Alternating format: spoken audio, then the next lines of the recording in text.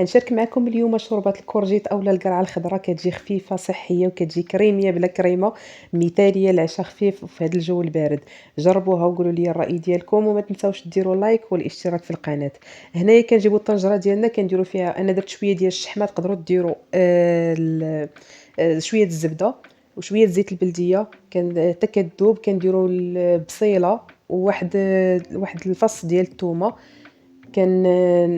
نقليوها حتى كتشوفوا ديك البصله كتهبط معنا وكتاخذ داك اللون الذهبي. كنزيد عليهم واحد البطيطه صغيره قطعتها على شويه، وزدت فوق منها القرعه. هنايا عندي نص كيلو د القرعه، قطعتها طريفات حتى هي صغار ورجعتهم فوق البوطه كيتشحروا مزيان.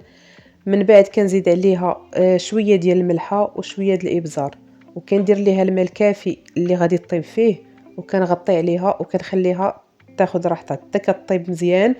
كننزلها كنطحنها كنزيد ليها اي نوع د الجبن الكريمي اللي عندك، اي حاجه، جبن المثلث او لا اي جبن كريمي اللي كتفضلوا كتزيدوا ليها.